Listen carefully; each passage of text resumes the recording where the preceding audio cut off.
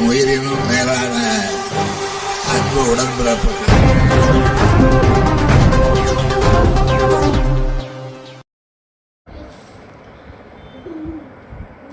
சேலை கட்டும் பெண்களை சேலஞ்ச் காட்டும் பெண்களாக மாற்றிய கலைஞர் கைவினை திட்டத்தின் மூலமாக தமிழ்நாடு அமைப்பு சாரா தொழிலாளர் சங்கத்தில் உள்ள பெண்களின் வாழ்வாதாரத்தை உயர்த்திய தமிழ்நாடு முதலமைச்சர் மாநில தலைவி தனலட்சுமி நன்றியினை தெரிவித்தார். 2024-25 ஆண்டுக்கான நிதிநிலை அறிக்கையின்படி தமிழ்நாடு மாநிலத்தில் உள்ள அனைத்து கைவினைஞர்களுக்கும் முழுமையான ஆதரவை அளிக்கும் வகையில் நிதி உதவி, திறன் பயிற்சி மற்றும் அவர்கள் வளர்ச்சிக்கு தேவையான அனைத்தையும் விரிவாக உள்ளடக்கியதாக இருக்கும் வகையில் தமிழ்நாடு முதலமைச்சர் அவர்கள் கலைஞர் கைவினை என்ற திட்டத்தினை தொடங்கி வைத்தார்.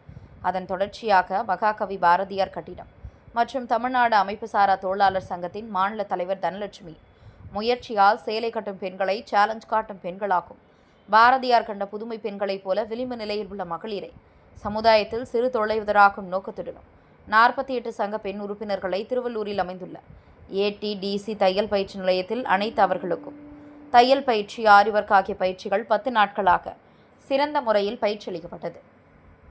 மேலும் மாவட்ட தொழில் மையத்தில் தமிழ்நாடு அரசு வழங்கப்படும் கடன் உதவி பெற உதவியாக விளங்கி வரும் கலைஞர் கைவினை திட்டத்தினை தொடங்கி வைத்தார். தமிழ்நாடு முதலமைச்சர் ஸ்டாலின் அவர்களுக்கு மகாகவி பாரதியார் கட்டிடம் மற்றும் தமிழ்நாடு அமைப்பு சாரா தொழிலாளர் சங்கத்தின் சார்பில் நன்றியினையும் வாழ்த்துக்களையும் தெரிவித்துக் கொண்டனர்.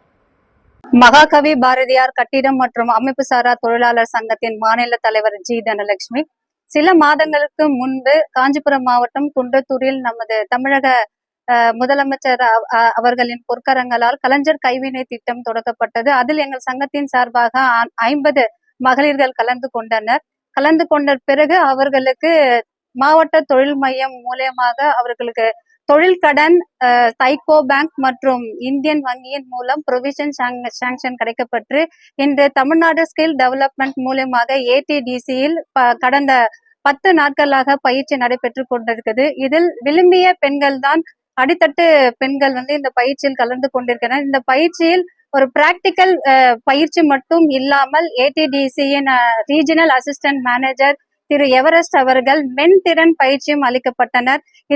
இதற்கு முக்கிய காரணம், ஒரு சாதாரணமான மகளிர் ஒரு பிசினஸ் உமனா மாறணும் அப்படின்ற ஒரு விஷயத்த வலியுறுத்தினாங்க.